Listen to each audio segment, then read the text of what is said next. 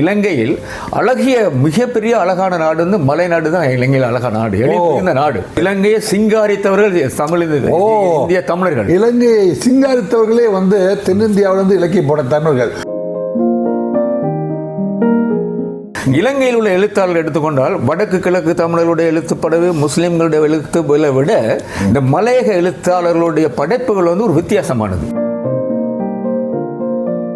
இன்றைக்கு இலங்கையில் நாங்கள் வந்து 200 ஆண்டுகளை முடித்து விட்டாலும் இந்திய வம்சாவளி என்ற தேசிய அடையாளத்தில் தான் அங்கே வாழ்ந்து கொண்டிருக்கின்றோம். உலக மனித உரிமை ஆணையத்திடம் நீங்கள் இதுவரை வந்து சரியான முறையீடுகளை செய்திருக்கிறீர்களா? சுதேசிய தமிழர்கள் அங்கே இல்லை. நாங்கள் இலங்கையிலிருந்து பிரிட்டிஷ்காரர்கள் அழைத்து செல்லப்பட்ட வந்தேற குடிகள். எங்களை சில சிங்களவர்கள் நேர்காணல் செய்யணும், எங்களை அவமானமாக சொல்வார்கள். நாங்கள் ஒரு சமூகம் அல்ல, பிரிட்டிஷ்காரனால் அழைத்து வரப்பட்ட ஒரு உழைக்கும் பட்டாளம் என்று சொல்வார்கள். எங்களை ஒர்க்கிங் ஆர்மி என்று சொல்வார்கள்.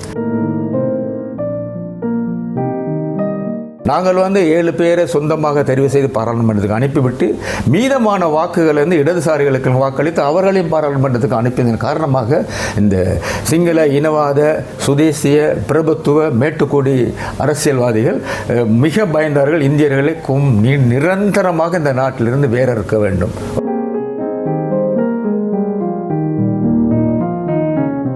நான் ஆரம்பத்தில் பஞ்சம் பிழைக்க வந்த சீமை என்று ஒரு வரலாற்று நாவலை எழுதினேன். அந்த வரலாற்று நாவலுக்கு எனக்கு தஞ்சாவூர் தமிழ் பல்கலைக்கழகம் கரிகால சோழன் விருது எனக்கு கொடுத்தது. இலங்கைக்கு வந்து ஏன்னா இந்திய வம்சாவளி என்று சொல்வதன் காரணமாக நாங்கள் அந்த பூர்வீகத்தை சொல்வதன் காரணமாக நாங்கள் அந்நியமாக்கப்பட்டு கொண்டே இருக்கணும் அந்த நாட்டில். இன்றைக்கும் ஒட்டு மொத்தமாக 15 லட்சம் தமிழர்கள் இந்த நாட்டை உருவாக்கியவர்கள்.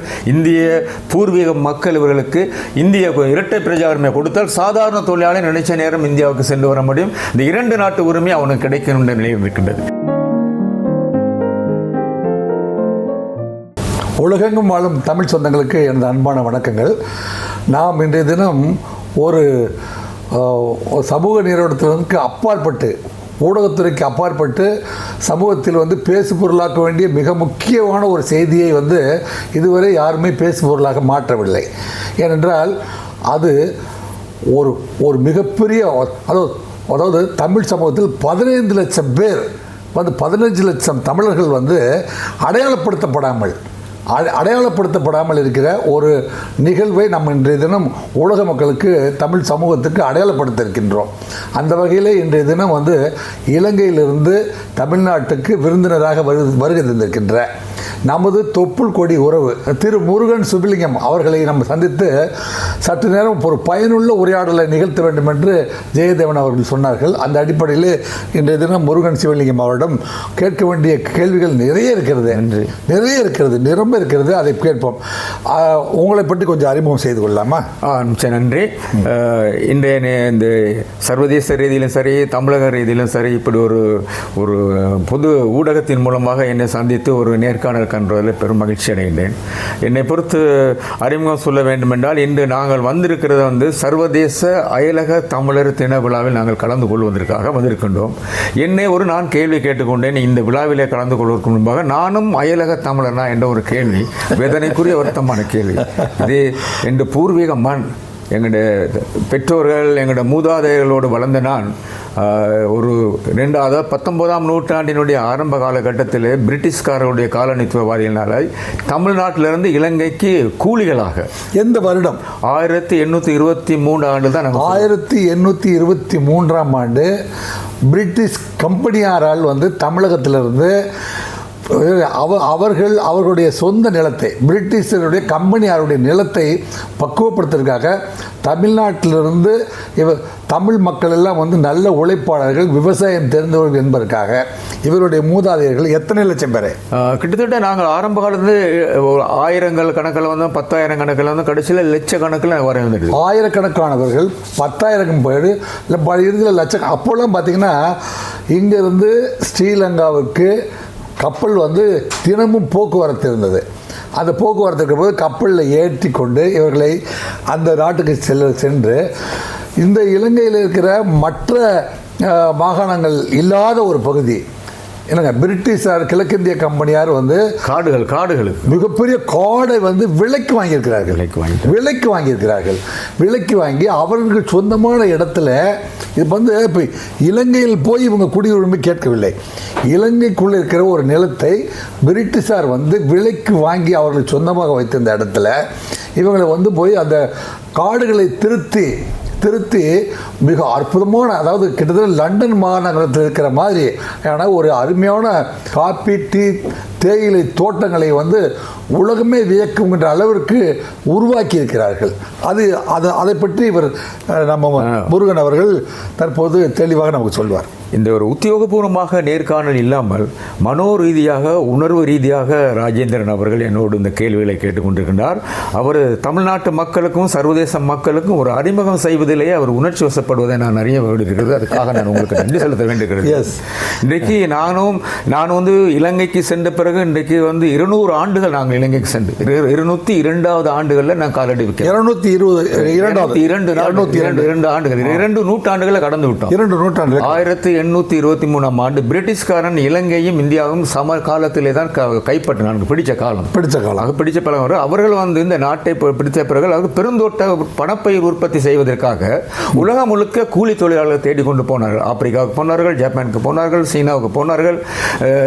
ஏனென்றால் அவர்களுடைய ஆளுகைக்குள் வந்து இவ்வளவு நாடுகள் இருந்தது. இவ்வளவு நாடுகள் கிட்டத்தட்ட இலங்கையில் பிரிட்டிஷ் காலனித்துவ நாடுகள் என்றது 20 நாடு, உலக ரீதியாக 20 நாடுகள் வந்து பிரிட்டிஷுடைய காலனித்துவ நாடுகளாக இருந்துச்சு. அங்கெல்லாம் வந்து விவசாயிகளை, நல்ல விவசாய தொழிலாளர்கள் கிடைப்பார்களா என்று ஆங்கிலேயர்கள் தேடுகிறார்கள். அவர்கள் அங்கு அந்த பெருந்தோட்டத்துக்கு சென்றவர்கள் அவர்கள் பெருந்தோட்டங்கள் என்று ஒரு விவசாய காலத்தை, ஒரு விவசாய முறையை உருவாக்கினார்கள். தங்களுடைய காலனித்துவ நாடுகளை பிடித்துக் கொண்டிருந்த காலத்திலே இந்தியாவை தான் அவர்களுக்கு மிகப்பெரிய ஒரு நாடாக, அவர்களுக்கு கணிசமாக உணரக்கூடிய ஒரு நாடாக கண்டுபிடிக்கப்பட்டது. காரணம் அவர்கள் கைப்பற்றிய 20 நாடுகளில் வந்து இந்தியாவுடைய நிலப்பரப்பு மிகவும் பெரியது. இந்த உழைப்பாளர்களுடைய உழைப்பாளர்களே குறிப்பாக இந்திய நாட்டிலே அதிகமாக தமிழ்நாட்டை சேர்ந்த தமிழர்கள் அவர்கள் சொன்னார்கள் ஒரு காலத்தில், long leave south Africans, long leave south India என்று ஒரு மது கிண்ணங்களை குடித்துக் கொண்டு ஆட்டம் பாட்டம் பாடினார்களாம் தமிழர்களை கண்டுபிடித்த பிறகு. வந்து விவசாய தொழிலில் வந்து நல்ல தேர்ச்சி பெற்ற ஒரு கடினமான உழைப்பாளிகள் தமிழர்கள், கடுமையான உழைப்பாளர்கள், பணிவான உழைப்பாளர்கள், ரொம்ப பயந்த உழைப்பாளர்கள். அவர்கள் தங்களுடைய கைக்குள்ளே அவர்களை ஆட்டி படைப்பதற்கு ஒரு ராணுவ விவசாயத்தை உண்டாக்கினார்கள். ராணுவ விவசாயம் மிலிட்டரி அக்ரிகல்ச்சர் மிலிட்டரி அக்ரிகல்ச்சர், அதாவது அவர் உலகம் முழுக்க பணப்பயிர் உற்பத்தி செய்கிறது. ஒரு புதிய வார்த்தையை அறிமுகம். ஒரு ராணுவ, நாங்கள் வந்து சொந்த விவசாயம், அவர்கள் வந்து ஏகாதிபத்திய பொருளாதாரம், முதலாளித்துவ பொருளாதாரம், ராணுவ பொருளாதாரம் என்று நாங்கள் பெயர் வைத்திருக்கின்றோம். காரணம் வந்து நாங்கள் எல்லாம் இந்த இலக்கிய உலகத்தில் வந்த பிறகு வரலாற்றை, அரசியலை, கொடுமைகளை, ஒடுக்குமுறைகளை நாங்கள் இந்த எங்களுடைய இந்த இலக்கியத்தின் மூலமாக பதிவு செய்து கொண்டு ஆவணமாக்கி கொண்டிருக்கின்றோம்.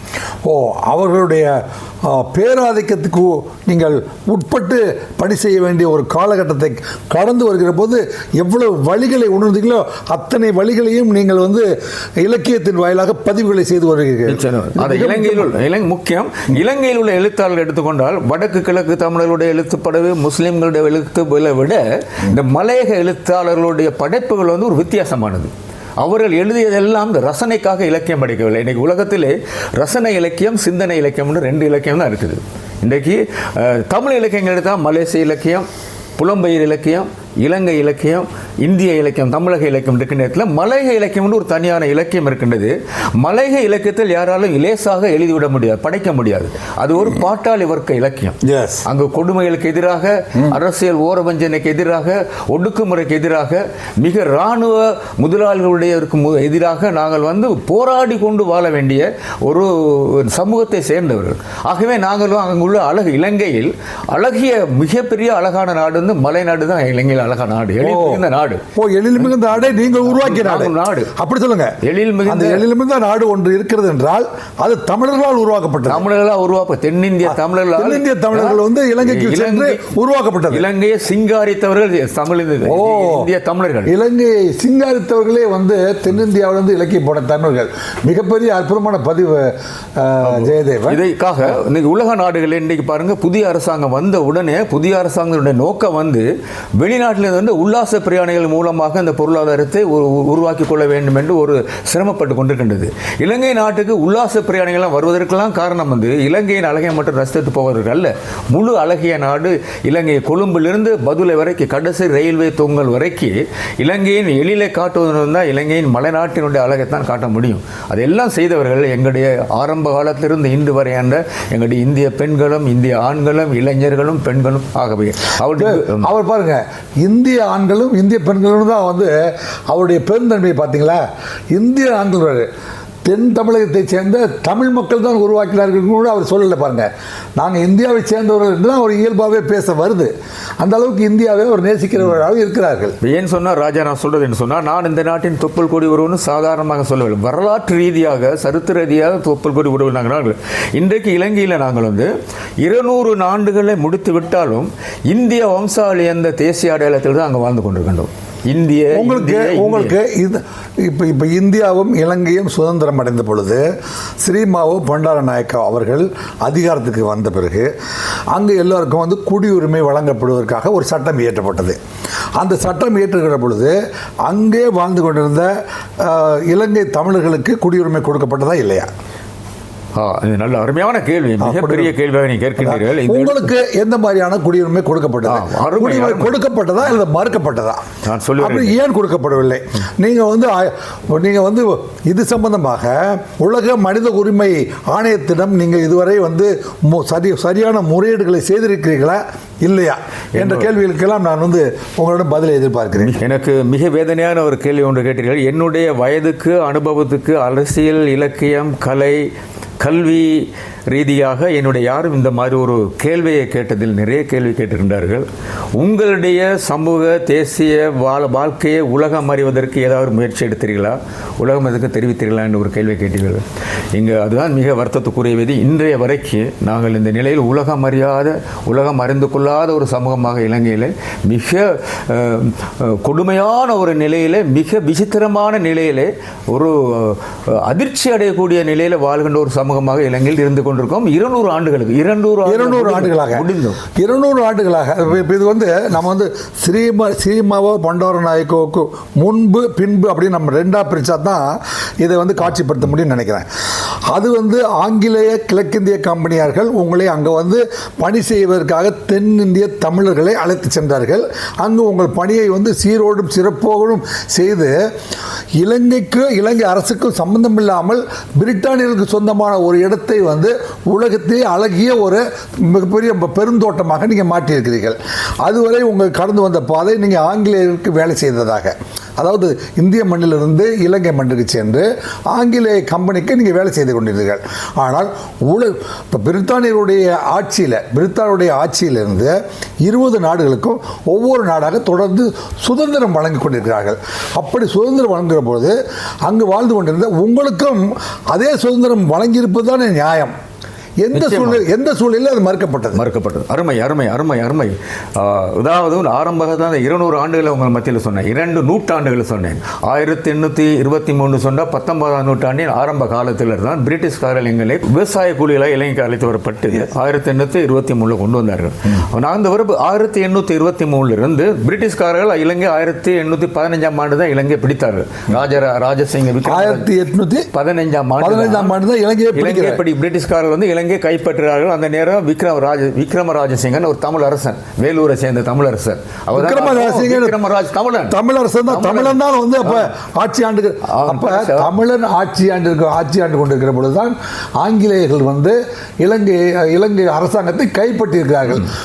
முக்கியமான அப்ப ஆங்கிலேயர் வருவதற்கு முன்பு இலங்கை ஆண்டவர் ஒரு தமிழ் மன்னர், அது வேலூரை சேர்ந்த தமிழ் மன்னர், கடைசி தமிழ் மன்னர் ராஜசிங்கன். அவர் என்பது எழுத்தாளர் மூலமாக நம்ம உறுதியாக தெரியும். கடைசியாக வெள்ளக்காரனை வந்து பிரிட்டிஷ்காரனை வந்து இலங்கையை கைப்பற்ற நேரம் கடைசி இறுதி அரசனாக இருந்து 1815ஆம் ஆண்டு நாட்டை ஆண்டு கொண்டவன் கண்டியில் இருந்தால் அவன் அரண்மனையில் இருந்தது.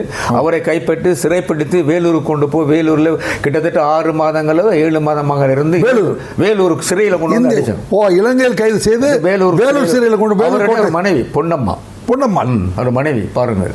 அவருடைய பெண்ணோட வந்து இன்னைக்கு அவருடைய பொன்னம்மாவுடைய படம் ஜனாதிபதி காரியாலயத்தில் பெரிய சித்திரமாக இருக்கிறது. இன்னைக்கு ஜனாதிபதி காரியத்தில் அவர் நீங்கள் இலங்கை ஜனாதிபதி காரியாலயத்தில் பொன்னம்மாளுடைய படம் இதுவரை இருக்கிறது. ஆக ஆங்கிலேயர்கள் கைப்பற்றும் போது அது தமிழர் பூமியா இருந்தது. ஆங்கிலேயர் சுதந்திரம் கொடுக்கிற போது அது யாரிடம் கொடுத்தார்கள்? கடைசியாக ஆங்கிலேயர்கள் சுதந்திரம் கொடுக்கும் கடைசியாக சிங்கள மக்கள் தான் கொடுத்தார். ஏன்? அதாவது தமிழர்களிடமிருந்து கைப்பற்றப்பட்ட ஒரு நிலத்தை சிங்களரிடம் ஒப்படைக்க வேண்டிய அவசியம் ஆங்கிலேயர்களுக்கு ஏன் ஏற்பட்டது? அந்த நேரம் அது இரண்டாவது கேள்வி. நான் இந்த படிப்படியாக உங்களுக்கு சொல்லுவேன். நீங்கள் அந்த வரலாற்றை என்னிடமிருந்து தோண்டி எடுக்கின்றீர்கள், மிக வேர்களை தேடி என்கிற போது இதுதான் உங்கள் மூலமாக தான் நான் இந்த செய்திகள்லாம் காண கிடைக்காத செய்திகள், மக்கள் வந்து விரும்பி தெரிந்து கொள்ள வேண்டிய தெரிந்து கொள்வதற்காக ஆர்வமான ஒரு செய்திகளை தான் நான் ஏன் இந்த நான் பரிந்து சொல்ல வேண்டிய என்று சொன்னால், நீங்கள் இலங்கை தமிழர்கள் என்று எடுக்கின்ற பொழுது எங்களுடைய வடக்கை சேர்ந்த தமிழர்கள், இலங்கை வடக்கை சேர்ந்த எங்களுடைய தமிழ் சகோதரர்கள், கிழக்கை சேர்ந்த தமிழ் தொழில்கள் வாழ்ந்து கொண்டிருக்கிறார்கள். அவர்கள் பூர்வீகமாக அந்த நாட்டில் வாழ்கின்றார்கள். எங்களுக்கு ஒரு பட்ட பெயர் ஒன்றுக்கு வந்தேறு குடிகள் என்று, அதான் எமிகிரன்ஸ்னா வந்தேறு குடிகள். ஒரு நாட்டுக்கு நாங்கள் பூர்வீக தமிழர்கள் அங்கே இல்லை, சுதேசிய தமிழர்கள் அங்கே இல்லை. நாங்கள் இலங்கையிலிருந்து பிரிட்டிஷ்காரர்கள் அழைத்து செல்லப்பட்ட வந்தேறு குடிகள். எங்களை சில சிங்களவர்கள் நேர்காணல் செய்யணும்னு எங்களை அவமானமாக சொல்வார். நாங்கள் ஒரு சமூகம் அல்ல, பிரிட்டிஷ்காரனை அழைத்து வரப்பட்ட ஒரு உழைக்கும் பட்டாளம் என்று சொல்வார்கள். எங்களை ஒர்க்கிங் ஆர்மி என்று சொல்வார்கள். ஒர்க்கிங் ஆர்மி எங்களை அந்த அளவு தூரம் எங்களை கொஞ்சம் மலினப்படுத்துவார்கள். நீங்கள் வந்து சமூகம் அல்லையா, நீங்கள் வந்து நாட்டின் உழைக்கும் பட்டாளம், ஒரு ஆமி அப்படி என்று நீங்கள் பிரிட்டிஷ்காரன் சென்ற பிறகு நீங்களும் சென்றிருக்க வேண்டும். அதான் இலங்கையில் உள்ள இனவாதிகளுடைய நிலைப்பாடு. பிரிட்டிஷ்காரன் ஓடிட்டான் 1975ஆம் ஆண்டு போன பிறகு நீங்கள் இந்த நாட்டில் இருக்க வேண்டியது. அது வந்து ஆரம்ப காலத்தில் எங்களுடைய இந்திய எதிர்ப்புவாதம் 1833 1933 தான் கொழுந்து விட்டு எரிந்தது. 1823 வந்து பிரிட்டிஷ்காரர்கள் ஒரு சட்டசபை மூலமாக தான் 1931ஆம் ஆண்டு வரை 98 ஆண்டுகள் ஒரு சட்டசபை மூலமாக தான் இலங்கை நிர்வாகம் செய்து கொண்டு வந்தார்கள். பிரிட்டிஷ்காரர்கள் ஒரு சட்டசபைனா லெஜிஸ்லேட்டிவ் கவுன்சில் என்று சொல்வார்கள். அந்த 1931ஆம் ஆண்டு டொனமோர் ஆணையாளர் என்று சொல்லி ஒரு அரசியல் ஆங்கிலேயர்கள் டொனமோர் அரசியல் அமைப்பு, டொனமோர் அரசியல், டொனமோர் பிரபு அவர் மூலமாக ஒரு அரசியல் அமைப்பு உருவாக்கி 1931ஆம் ஆண்டு உருவாக்குறார்கள் பிரிட்டிஷ்காரர்கள். நாங்கள் வந்து கடைசி வரைக்கும் இலங்கையில் வாழ்கின்ற சுதேசிய மக்களை நாங்கள் ஆட்சி செய்யக்கூடாது, அவர்களையும் இணைத்துக் கொண்டு ஒரு இந்த இலங்கையை நாங்கள் அரசியல் கொண்டு போகும் என்பதற்காக தான் டொனமோர் கமிஷன் உருவாக்கப்பட்டது. ஒரு பிரகடனப்படுத்தினார்கள், இலங்கையில் இதுவரைக்கும் சாதி ரீதியாக, இன ரீதியாக, மொழி ரீதியாக, தராதர ரீதியாக எந்த வித்தியாசம் இல்லாமல் எல்லோரும் 21 வயதுக்கு மேற்பட்ட எல்லோரும் இந்த நாட்டின் பிரஜைகள், எல்லோரும் இந்நாட்டு பிரஜைகள்.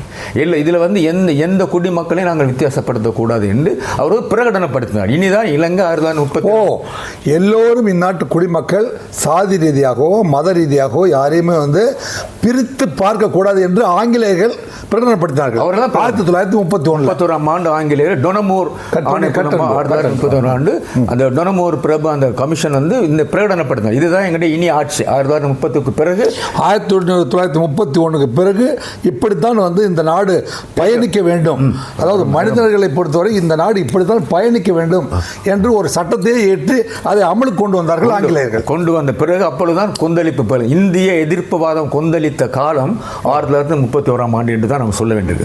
அந்த நேரம் சொன்னார் எல்லாரும், நாங்கள் ஏற்றுக்கொள்ள முடியாது இந்தியர்களுக்கு இந்த நாட்டிலே குடியுரிமை கொடுப்பது.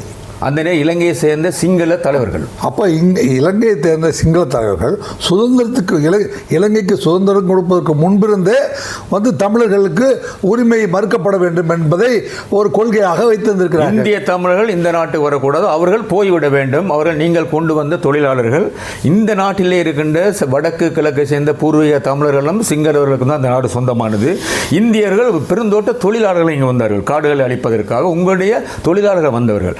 அவர்களுக்கு குடியுரிமை கொடுப்பதை நாங்கள் ஏற்றுக்கொள்ள முடியாது. ஒரு பூகம்பம், ஒரு கொந்தளிப்பு நடந்த பிறகு இடதுசாரி இயக்கத்தை எஸ்.ஏ. விக்ரமசிங்கே, மார்க்சிய சிந்தனை கொண்டவர்கள், கம்யூனிஸ்ட் சிந்தனை கொண்டவர்கள், அவர்கள் இடதுசாரிகள் சொன்னார்கள். குறிப்பாக சொல்ல வேண்டும் எஸ்.ஏ. விக்ரமசிங்கே என்ற ஒரு அந்த நேரம் 1932 தேசிய சபை உருவாக்கினார்கள். 1923 1931 ஆண்டு 98 ஆண்டுகள் சட்டசபையாக இருந்த இலங்கை அரசு தேசிய சபை உருவாக்குறது 1931 எல்லா மக்களையும் இணைத்து கொண்டு தேசியத்தை தேசிய சபை, நேஷனல் கவுன்சில், தேசிய சபையை உருவாக்கினார். அந்த தேசிய சபையில் ஒரு உறுப்பினர் தான் அந்த எஸ் ஏ விக்ரமசிங்கிற ஒரு சிங்கள சகோதரர். அவர் வந்து பரங்கிய பெண்ணை திருமணம் செஞ்சவர். அவர் கொஞ்சம் மார்க்சிய சிந்தனை. பரங்கிய பெண் என்றால் ஆங்கிலேய பெண், பேர்கர் என்று சொல்வார்கள். ஆஸ்திரேலியாவை சேர்ந்தவர்கள், ஆங்கில பெண்கள் பரங்கிய ஆஸ்திரேலியாவை சேர்ந்தவர். அவர் வந்து பெண்ணை திருமணம் முடிச்ச நல்ல ஒரு இன்டெலெக்சுவல், ஒரு சமூக, ஒரு புத்திஜீவி அவர். அவர் சொன்னார்கள், இந்த நாட்டை இந்த அளவு தூரம் உருவாக்கியவர்கள் வந்து இந்திய தமிழர்கள், இந்திய தொழிலாளர்கள். முதலாவது இந்த நாட்டுக்கு முதலாவது தொழிலாளருக்கு தான் முன்னுரிமை கொடுக்க வேண்டும். அவங்களாம் அந்த பாட்டாளி வர்க்கத்தை பேசுகின்றவர்கள் தான். மார்க்சிய சிந்தனை, மார்க்சிய பொருளாதாரம் பாட்டாளி வர்க்கத்தை தானே பேசும். இந்த நாட்டை உருவாக்கியவர், நாட்டை நிர்மாணித்தவர்கள் இந்திய தமிழர்கள். அவர்கள் தான் முதலாவது குடியுரிமை கொடுத்த பிறகுதான் ஏனவர்களுக்கு இந்த நாட்டில் பிரஜா உரிமை கொடுக்க வேண்டும் என்று ஒரு சித்தாந்த ரீதியில், தத்துவ ரீதியில் அவர் சொன்னார். அந்த நேரத்தில் ஆனால் அது தமிழர்களும் கூட, வடக்கே சேர்ந்த தமிழர்கள் அந்த நேரம் இருந்தால் அவருடைய பெயரை நான் குறிப்பிட்டு அவங்கள புண்பட வேண்டி இருக்கும். அது சொல்ல முடியாது. அந்த காலத்தில் அவர்கள் பக்கம் நியாயங்கள் இருக்குன்னா அவர்களும் சொன்னார்கள், இந்த இந்திய தமிழர்கள் நாங்கள் அநேகமாக பிரிட்டிஷ்காரர்கள் வந்து இந்த நாட்டில் வந்து நிறைய குடியேற்றுகிறார்கள். ஒரு காலத்தில் பூர்வீக தமிழராக இருக்கிற நாங்கள் சிறுபான்மை இனமாக ஆகிவிட முடியும். ஆனால் இந்திய நாடு ஒரு பெரிய நாடு. அங்கிருந்து இந்திய தமிழை கொண்டாந்து குடியேற்றங்கள் செய்கிற நேரத்தில் நாங்கள் பின்தள்ளங்க வேண்டிய ஒரு நிலை ஏற்படும் ஒரு பயம் ஏற்பட்டது. ஆகவே அவர்களும் சேர்ந்து கொண்டு சொன்னார்கள், இந்திய தமிழர்களுக்கு பிரஜா உரிமை, குடியுரிமை கொடுப்பதை கொஞ்சம் நீங்கள் நிதானிக்க வேண்டும்.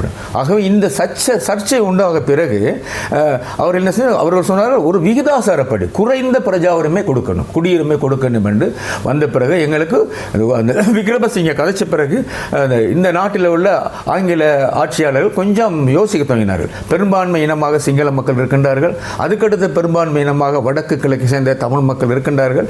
இவர்களுடைய அந்த குரலுக்கு, அந்த எதிர்ப்புக்கு கொஞ்சம் நாங்கள் கவனம் செலுத்த வேண்டும் என்று சொல்லி எங்களுக்கு குறைந்த வீதாசாரப்படி குடியுரிமை கொடுக்க வேண்டும் என்று அப்பொழுதே ஒரு தயக்க ரீதியாக இந்த சட்டம் வந்தது.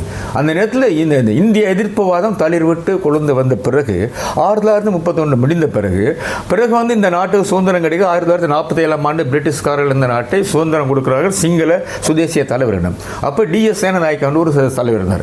அவர் சோல்பரி பிரபுவுடைய கமிஷன் எடுத்தார். அந்த டொனமூர் அந்த அரசியல் திட்டம் மாறப்பட்டு சோல்பரி பிரபுவுடைய சோல்பரி கமிஷன் என்று சொல்லி அவர்கள் மூலமாக ஒரு அரசியல் அமைப்பை உருவாக்குறார் டிஎஸ் சேனநாயக்கா. உருவாக்கின பிறகு அவர் பழி வாங்குறார். எங்கள் 1931 அவர்கள் அடக்கப்பட்டார்கள் பிரிட்டிஷ்காரர்களால, அந்த டொனமூர்னால. இவர் டிஎஸ் சேனநாயக்கா 1947 பிரதம மந்திரியாக வந்த பிறகு அவர் வந்து ஒரு சட்டத்தை கொண்டு வர, முதலாவது சட்டத்தை கொண்டு வருகிறார். 1947 இந்தியர்கள் இந்த நாட்டில் அவர்கள் குடியுரிமை பறிக்கப்பட வேண்டும் என்று பறிக்கப்பட வேண்டும். இந்த நாட்டில் இந்திய தொழிலாளர்கள், இந்திய தமிழர்கள் இந்த நாட்டை விட்டு போயிட வேண்டும். அவர் வந்து 1947 வந்து ஒரு தேர்தல் நடக்கின்றது.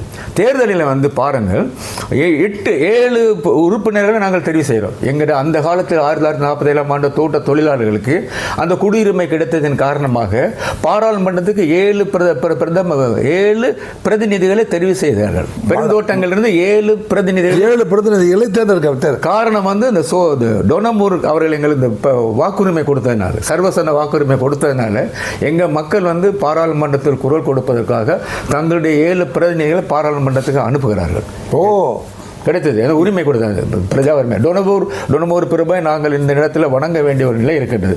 ஆகவே 7 பிரதிநிதிகளை பாராளுமன்றத்துக்கு அனுப்பின பிறகு மீதியா உள்ள பகுதிகளில் எல்லா இடங்களிலும் இந்த தோட்ட தொழிலாளர் இடதுசாரி தலைவர்களுக்கு தான் வாக்குரிமை கொடுத்தார்கள். ஏனைய இடங்களில் இப்போ இடதுசாரியில் அதை சொன்ன எஸ் ஏ விக்ரம சொன்னேன், கொலிநாடு சில்வா என்ன பெறாங்கிற அந்த மார்க்சிய, அந்த நேரத்தில் ரஷ்ய சார்பு கம்யூனிசம் இலங்கையில் இருந்தது. இவர்கள் என்ன செஞ்சார்கள், தங்களுக்கு பிறகு மீதமானவர்கள் எல்லாம் வந்து இடதுசாரிகளுக்கே வாக்களித்தார்கள். இடதுசாரிகளுக்கு வாக்களித்த பிறகு இந்த டிஎஸ் சேனநாயக்க பயந்து விட்டார்கள்.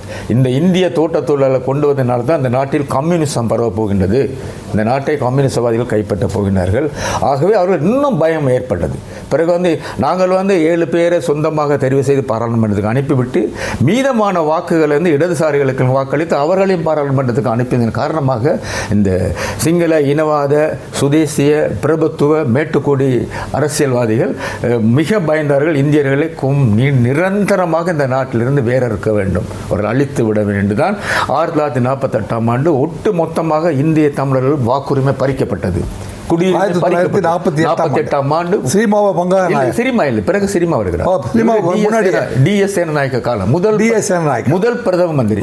பிரிட்டிஷ்காரருக்கு பிறகு இலங்கையின் முதல் பிரதமர் டிஎஸ் சேனநாயக்க. அவர் வந்த உடனே நாங்கள் எல்லாம் இலங்கைக்கு சுதந்திரம் கிடைக்குது, பிரிட்டிஷ்காரன் இந்த நாட்டை விட்டு போகிறான் என்று ஒரு சுதந்திர ஆட்டம், ஆனந்த ஆட்டம். பாரதி சொன்ன மாதிரி சுதந்திரம் ஆடுவோமே பாடுவோமே ஆனந்த சுதந்திரம் நீங்களும் சேர்ந்து பொழுது உங்களுக்கு குடியுரிமை இல்லை என்று ஒரு பெரிய குண்டத்துக்கு உங்க தலைமையில போட்டிருக்கிறார். நாங்கள் ஆட வேண்டியவர்கள் வந்து அந்த நேரத்தில் இலங்கை மக்களுக்கு சுதந்திரம் கிடைக்கிறது, இந்திய தமிழக சுதந்திரம் பறிக்கப்படுகிறது. ஏனென்றால் 200 ஆண்டுகள் வாழ்ந்ததுனால இந்த பூமி நம்ம பூமிங்கிற மாதிரியான சிந்தனையில் தான் நீங்க அங்க வாழ்ந்து கொண்டிருக்கிறீர்கள். அந்த வந்து முழுவதும் கிடைக்கிற சுதந்திரம் உங்களுக்கு இல்லை அவங்க போது உங்க மனநிலை என்ன பாடுபட்டு இருக்கும் என்பதை நினைத்து கூட பார்க்க. நாங்கள் அந்த அளவு தூரம் எங்களோட அரசியல் நாங்கள் இது சமூக உலக ரீதியாக இது உலக அர்த்தம் சொல்லுவேன். ஒரு அதிகமாக ஒரு சமூகத்தை 2 நூற்றாண்டாக ஒரு சமூகத்தை வேற எடுத்து ஊனமாக்க வைக்கப்பட்டிருக்கணும். மிகப்பெரிய உலக மனித உரிமை ஆணையம் அத்தனை பேருமே வந்து உற்று நோக்க வேண்டிய மிகப்பெரிய செய்தியை நண்பர் அவர்கள் முருகன் அவர்கள் பதிவு செய்து கொண்டிருக்கிறார்கள். 200 ஆண்டுகள் ஆகிறார். இப்போ உலக நாடுகள் அத்தனையுமே பார்த்தீங்கன்னா இப்போ பிரித்தானிய அரசுக்கு சென்றாலும் சரி, நம்ம வந்து இத்தாலி மற்றும் அமெரிக்கா போன்ற அத்தனை நாடுகள், கனடா போன்ற நாடுகளுக்கும் ஆஸ்திரேலியா போன்ற நாடுகளுக்கும் அத்தனை நாடுகளுக்கும் வந்து புலம்பெயர்ந்து செல்கின்ற இந்திய நாட்டு தொழிலாளர்கள் மட்டுமல்லாமல் மற்ற எந்த நாட்டை சேர்ந்தவர்களாக இருந்தாலும், ஏன் எலான் மஸ்க் கூட வந்து வெளிநாட்டிலிருந்து அமெரிக்காவுக்கு சென்றவர், அவர் அமெரிக்க குடியுரிமை பெற்றிருக்கிறார். அமெரிக்க குடியுரிமை மிகப்பெரிய தொழிலதிபராக உலகமே மெச்சுகின்ற தொழிலதிபராக மாறியிருக்கிறார். ஆனால் தமிழர்களுக்கு மட்டுமே இது மாதிரியான வாழ்வுரிமை எனக்கு 200 ஆண்டுகள் வாழ்ந்த பிறகு கூட அதை அங்கீகரிக்காமல் அவர்களை அனாதையாக விட்டிருக்கிற ஒரு மிகப்பெரிய அநீதி விளைவிக்கப்பட்டிருக்கிறது. அது 15 லட்சம் மக்களுக்கு என்று சொன்னால் அது வந்து இன்றைய தினம் திரு முருகன் அவர்கள் தான் இதை வெளிச்சத்தை கொண்டு வந்து சேர்த்திருக்கிறார்கள். இது வந்து உலக மக்கள் அத்தனுடைய செவிகளிலும் செவிகளுக்கும் செல்ல வேண்டிய ஒரு முக்கியமான கருத்தியலாக நான் கருதுகின்றேன். இதுக்கு இது தமிழ் சார்ந்த தமிழ் கற்ற அத்தனை பெரியவர்களும் என்னங்க உலக நாடுகளில் எங்கெங்கெல்லாம் வாழ்ந்து கொண்டிருக்கிறார்களோ அத்தனை பேருமே வந்து ஐக்கிய நாடுகள்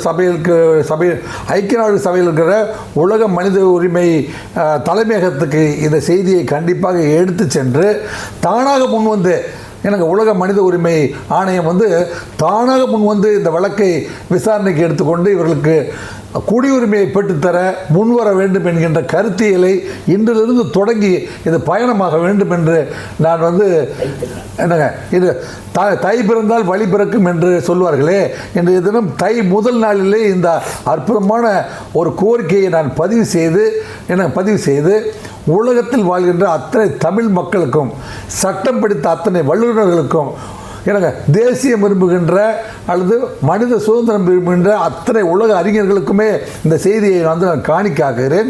15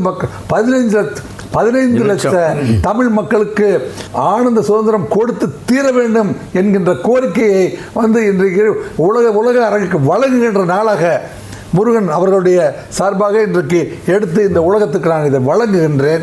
இதற்கான விடை கூடிய விரைவில் கிடைக்க வேண்டும் என்று எல்லாம் வல்ல இறைபொருளிடம் நான் வந்து இதை சமர்ப்பிக்கின்றேன். நான் ஒரு சம்பிரதாய ரீதியாக தான் இந்த தொலைக்காட்சி ஊடக நேர்காணல் நடக்கும் என்று நினைத்தேன். இது மிகப்பெரிய ஒரு காலத்தை எங்களுக்கு உருவாக்கி கொடுக்க வேண்டிய ஒரு சந்திப்பாக ஏற்படுத்தியிருக்க நினைத்து நான் விருது பகிர்கின்றேன். நான் ஆரம்பத்தில் பஞ்சம் பிழைக்க வந்த சீமை என்று ஒரு வரலாற்று நாவலை எழுதினேன். அந்த வரலாற்று நாவலுக்கு எனக்கு தஞ்சாவூர் தமிழ் பல்கலைக்கழகம் கரிகால சோழன் விருது எனக்கு கொடுத்தது. இலங்கைக்கு வந்து என்னை தேடி வந்து இலங்கையில் கொழும்பு தமிழ் சங்கத்தில் வந்து கரிகால சோழன் விருது எனக்கு கிடைத்தது. முஸ்தபா என்பவர் இது இருக்கின்றார், சிங்கப்பூரில் இருக்கின்றார், ஒரு தொழிலதிபர். அவர் மூலமாக வந்து என்னை தேடி வந்து எனக்கு கரிகால சோழன் இலங்கையில் முதலாவது கரிகால சோழன் விருது வாங்கியது நான் தான் இலங்கையில். அதுவும் மலையே பெருந்தோட்டத்தை இதில் பாரம்பரியமிக்க தமிழ் மன்னராகிய கரிகால் சோழனுடைய பெயரிலே வந்து கொடுக்கப்பட்ட, அது தஞ்சாவூர்லேருந்து கொடுக்கப்பட்ட ஒரு மிகப்பெரிய அவார்டை பெற்றுக்கொண்ட ஒரே ஒரு மலையக தமிழர் என்று சொன்னால் அது நீங்கள் தான் என்று சொன்னால் அது மிகையாகாது. அதற்காக அந்த மலையக தொழிலாளருக்கு இருக்கிற பணிச்சுமைக்கு இடையிலே வந்து நீங்கள் தமிழ் ஆராய்ச்சியிலும் இலக்கிய ஆராய்ச்சியிலும் ஈடுபட்டு எனக்கு ஒரு கரிகால் சோழனுடைய அவார்டை பெறுகிற அளவிற்கு உங்களுடைய வந்து பயணம் வந்து கடுமையான, அதாவது மிக நீண்ட நெடிய பயணத்தை நீங்கள் செய்திருப்பீர்கள். ஆனால் உங்கள் பணி வந்து மெச்சத்தக்கது, பாராட்டத்தக்கது என்ற இன்றைய தினம் வந்து உலக வெளியிலே நான் இதை தெரிவிக்கின்றேன். இந்த ராஜாவுக்கு இன்னொரு நன்றியுடன் சொல்கிறேன். இந்த பஞ்சம்பிளைக்கு வந்த சீமை என்ற புத்தகத்தை தமிழில் எழுதியதன் காரணமாக இது தமிழ் வாசகர்கள் மத்தியில் தான் சென்றடையும், சிங்களவர்கள் சென்றடையாது, வேறு விதமான சர்வதேச ரீதியில் சென்றடைய வேண்டும் என்பதற்காக இந்த பஞ்சம்பிளைக்கு வந்த சீமை ஸ்வெட் என்று நானே ஆங்கிலத்தில் ஆங்கில நாவல் ஒன்று எழுதியிருக்கிறேன். ஓ, ஆங்கில நாவல் என்னிடம் இருக்கிற அந்த ஆங்கில நாவலை நான் ஸ்வெட் என்ற வியர்வை. நீங்க என்ன படிச்சிருக்கீங்க அடிப்படையா? நான் ஒரு அட்வான்ஸ் லெவல் என்று சொல்வாரு, இளைஞர்கள் வந்து ஜிசி ஏஎல் சொல்லுவாங்க. நான் அட்வான்ஸ் லெவல் வரைக்கும் தான் படிக்கிறேன். ஒரு பட்டதாரியம் அல்ல, பட்டதாரியமாக இல்லை. அந்த ஸ்வெட் என்ற ஆங்கில நாவலை நானே எழுதியிருந்தேன் கைப்பட. வேறு யாருக்கும் கொடுத்திருந்தால் அது திரிவுபாதமாக சேர்ந்துவிடும், அந்த உயிரும் அந்த ஆத்மாவும் அதில் இருக்காது என்பதற்காக நானே ஸ்வெட் என்று எழுதினேன். அது இன்றைக்கு உலக நாடுகளுக்கெல்லாம் கொடுப்பதற்காக அந்த புத்தகம் எழுதப்பட்டு என் கையில் இருக்கின்றது. நான் இந்த முறை இந்த சர்வதேச இந்த தினத்துக்கு கூட நான் அந்த புத்தகம் நான் கொண்டு வர முடியாமல் ஏற்பட்டது. இந்த புத்தகம் வந்த பிறகுதான் இன்னைக்கு நிறைய பேருக்கு சிங்கள மக்கள் மத்தியில் இந்த மலைய மக்களுடைய விஷயங்கள் விளங்குறது. 14 வெளிநாட்டு தூதுவர் ஆலயங்களுக்கெல்லாம் நான் சென்று அந்த ஆங்கில புத்தகத்தை கொடுத்து வந்திருக்கிறேன். நீங்கள் எல்லாம் படிங்க. ஏன்னா நாங்கள் சர்வதேசமயப்படுத்தப்படவில்லை. எங்களுடைய அரசியல் வாழ்க்கை, எங்களுடைய மனித உரிமை வாழ்க்கை சர்வதேசமயப்படுத்தாத காரணம் எங்களுடைய ஒழுங்கான தலைமைகள் அரசியல் தெரிந்த தலைமைகள் உருவாகவில்லை. 200 ஆண்டுகள் ஆகியும் எங்களை பற்றிய அரசியல் விளங்கிய, எங்களுடைய சுதேசிய அறிவை விளங்கிய தலைமைகள் உருவாகவில்லை. எல்லாரும் தேர்தலில் ஜெயிக்கின்ற கெட்டிக்காரர்கள் தான் எங்களுடைய தலைமைகளாக இருக்கின்றார்கள். ஒரு சமூக ஜீவி ஒருவன் பாராளுமன்றத்துக்கு 200, அதாவது உலக நாடுகள் அத்தனைக்குமே வந்து சுதந்திரம் கிடைத்த போதும் 200 ஆண்டுகளாக இதோ நம்ம அருகில் 24 கிலோமீட்டருக்கு அந்த பக்கம் இருக்கின்ற இலங்கையில் தமிழ்நாட்டிலிருந்து அங்கே குடி சென்று அந்த நாட்டை வந்து வளமுள்ள நகரம் மாற்றி எங்களுக்கான வாழுகின்ற உரிமையை கொடுங்கள் என்று அவர்கள் இடுகிற குரல் இதுவரை வந்து உலக மனித உரிமை ஆணையத்தை சென்று அடையவில்லை. உலக ஐக்கிய நாடுகள் சபை இது பற்றி குரல் கொடுக்கவில்லை என்பதையெல்லாம் நினைக்கிற பொழுது மனது மிகவும் வலிக்கிறது ஜெயதேவன். எனவே ஊடகத்தின் வாயிலாக இந்த செய்தியை உலகெங்கும் வாழும் தமிழ் சொந்தங்கள் அத்தனை பேருமே இதை பார்க்க வேண்டும். இந்த கருத்தியலை உலக மனித உரிமை பிரகடனத்திற்கு, உலக மனித உரிமை ஆணையத்திற்கு எடுத்து சென்று இவர்களுக்கான முறையான குடியுரிமையை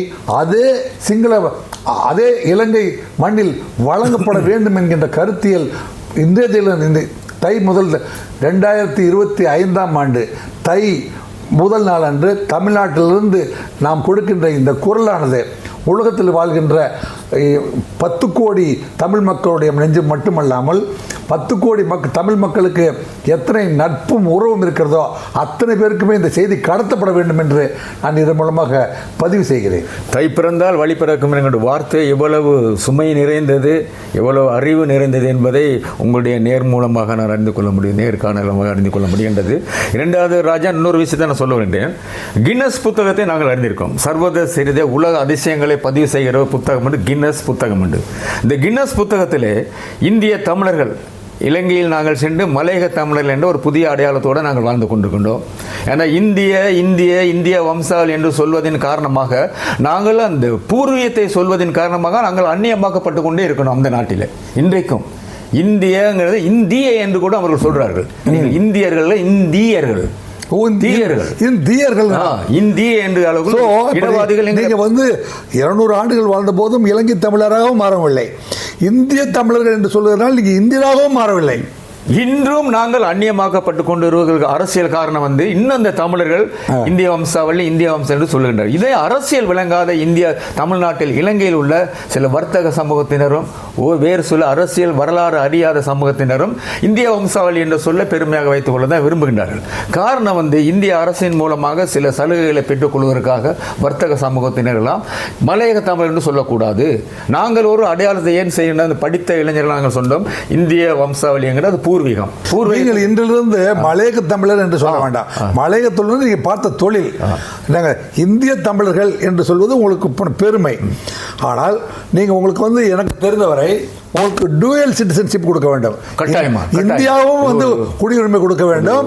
என்னங்க இலங்கையும் குடியுரிமை. இப்போ வந்து பிரித்தானிய அரசு பார்த்தீங்கன்னா, பிரித்தானிய நாட்டில் போய் யாரெல்லாம் இந்தியர்கள் பல்வேறு உயர்ந்த வியாபாரத்தை நடத்துகிறவர்கள்லாம் பிரித்தானியாவிலும் வந்து ஒரு சிட்டிசன்ஷிப்பையும், இந்தியாவில் ஒரு அங்கும் போய் வாழ முடியும், இங்கும் வாழ முடியும். அமெரிக்காவிலும் வந்து இந்த சிஸ்டம் இருக்குது. அதுபோல் 15 லட்சம் தமிழர்களுக்குமே வந்து டூயல் சிட்டிசன்ஷிப் கொடுத்தாலும் அது தகும் என்று நான் கருதுகிறேன். இது மிக மிக எனது உணர்வை மிகமாக தூண்டுகின்ற ஒரு கேள்வியை நீங்கள் முன்வைத்தீர்கள். இந்த டூயல் சிட்டிசன் என்பது எல்லாருக்கும் இலங்கையில் வாழ்கின்ற அத்தனை தமிழ் தொழிலாளர்களுக்குமே டூயல் சிட்டிசன் கொடுக்க வேண்டும் என்ற ஒரு கோரிக்கையை முன்வைத்தது. இந்த இத்தனை ஆண்டு காலத்தில் இந்த வயதுக்கும் சரி, இந்த 200 ஆண்டுகளுக்கு பிறகு ஒரு கோரிக்கையை முன்வைத்தவர் உங்களுடைய தொலைக்காட்சியினுடைய பெயர் எனக்கு தெரியவில்லை, ராஜேந்திரன் அவர்கள் முன்வைக்கிற கோரிக்கை ஒரு எப்பீல். இந்த கோரிக்கை விண்ணப்பம் வந்து சர்வதேசத்துக்கும் எட்ட வேண்டும் என்று சொல்லி இந்த இடத்துல நான் பதிவு செய்ய விரும்புகிறேன். இதுதான் மனித நீதி, இதுதான் உலக நீதி, இதுதான் உலகத்தில் இருக்கிற அனைத்து நாடுகளும் கடைபிடித்துக் கொண்டிருக்கின்ற ஒரு நீதி. அது தமிழர்களுக்கு மட்டும் ஏன் சென்றடையவில்லை என்பதுதான் என்னுடைய கருத்திலும் கூட. இதுவரை காலமும் இந்த டுவெல் சிட்டிசன் இரட்டை பிரஜா உரிமை என்பது பணக்காரர்களுக்கும் வசதி படைத்தவர்களுக்கும் கல்விமான்களுக்கும் தான் இதுவரை கொடுக்கப்பட்டு வருகின்றது.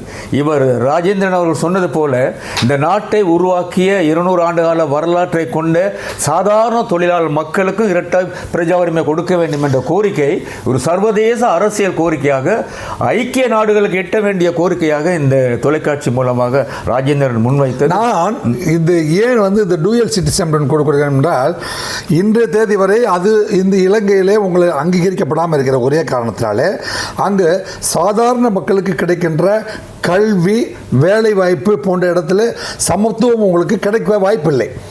எனவே தமிழ்நாட்டில் பொறுத்தவரை கல்வி நிறுவனங்கள் இந்தியாவிலே வந்து கல்வி நிறுவனங்கள் நிறைந்த ஒரு மாநிலமாக இருக்கிற காரணத்தினால் டூயல் சிட்டிசன் உங்களுக்கு இருந்தால் அங்கே இருக்கிறவர்கள் அத்தனை பேருமே இங்கு வந்து படித்து உயர்கல்வி அடைந்து நீங்கள் பொருளாதார ரீதியாகவும் சமூக ரீதியாகவும் வந்து மிகப்பெரிய மாற்றத்தை உருவாக்குவதற்கு உங்கள் அந்த 15 லட்சம் குடும்பத்திற்கும் ஒரு மிகப்பெரிய மாற்றம் சமூக மாற்றம் உருவாவதற்கு அது அடித்தளமாக இருக்கும் என்பதற்காக இதை பாரத பிரதமர் திரு நரேந்திர மோடி அவருடைய சிந்தனைக்கு உட்படுத்துவதற்கு பாரதிய ஜனதா கட்சி முயற்சி எடுக்க வேண்டும் என்று கூட இதன் மூலம் அருமை. நான் இந்த திரும்ப நான் சொல்லுறேன், இரட்டை பிரஜா உரிமை, இரட்டை குடியுரிமை வந்து நான் இதுவரை சொன்னேன் வசதி படைத்தவர்களுக்கு, சீமான்களுக்கு, மேட்டுக்குடிகளுக்கு, வர்த்தகர்களுக்கு தான் கொடுக்கப்பட்டு வந்தது. ராஜேந்திரன் அவர் சொன்னது போல ஒட்டு மொத்தமாக 15 லட்சம் தமிழர்கள் இந்த நாட்டை உருவாக்கியவர்கள், இந்திய பூர்வீக மக்கள், இவர்களுக்கு இந்திய இரட்டை பிரஜா உரிமை கொடுத்தால் சாதாரண தொழிலாளி நினைச்ச நேரம் இந்தியாவுக்கு சென்று வர முடியும். இந்த 2 நாட்டு உரிமை அவனுக்கு கிடைக்கும் என்ற நிலையில் இருக்கின்றது. இது மிகப்பெரிய விண்ணப்பமாக மத்திய அரசுக்கு விண்ணப்பம் செய்வதற்கு இந்த கோரிக்கையை நீங்கள் தயவு செய்து எழுத்து மூலமாக பாரத பிரதமர் திரு நரேந்திர மோடி அவர்களுக்கும் உள்துறை அமைச்சர் திரு அமித்ஷா அவர்களுக்கும் எழுத்து மூலமாக நீங்கள் வந்து முறையாக கிட்டத்தட்ட 1 லட்சம் கையெழுத்தை பெற்று நீங்கள் வந்து அவர்களுக்கு அனுப்பி வைக்க வேண்டுமாய் நான் கேட்டுக்கொள்கின்றேன். இது அருமையான என்னை வந்து தூண்டிவிட்ட ஒரு இதுவரை காலமும் நான் கூட இப்படி ஒரு விண்ணப்பத்தை முன்வைக்க வேண்டும் என்று நினைக்கவே இல்லை. என்னுடைய அனுபவத்துக்கு, இந்த இலக்கிய அறிவுக்கு, தமிழர் வாழும் பூமிக்கு சுதந்திர படிக்கட்டை எடுத்து வைத்தல் ராஜேந்திர ராஜா அவர்களுக்கும் ஒரு பங்கு. ராஜேந்திர ராஜா வந்து ஒரு நியாயமான கோரிக்கை, நியாயமான கோரிக்கை, மனித உரிமை, அடிப்படை மனித உரிமைக்கான கோரிக்கை. என்னங்க இதுல வந்து தமிழர்களுக்கான கோரிக்கை, தமிழ் சமூகம் மேம்பட வேண்டும் என்று இருப்பதற்கான கோரிக்கை. எல்லாத்தையும் தாண்டி எந்த உலகத்தில் இருக்க எந்த நாட்டிலுமே ஒரு மனிதர்களுக்கு இப்படி ஒரு குடியுரிமை கொடுக்காத கொடுமை அரங்கேற்றப்படக்கூடாது என்பதை தவிர்க்க வேண்டும் என்கின்ற காரணத்துக்காக இந்த பதிவு.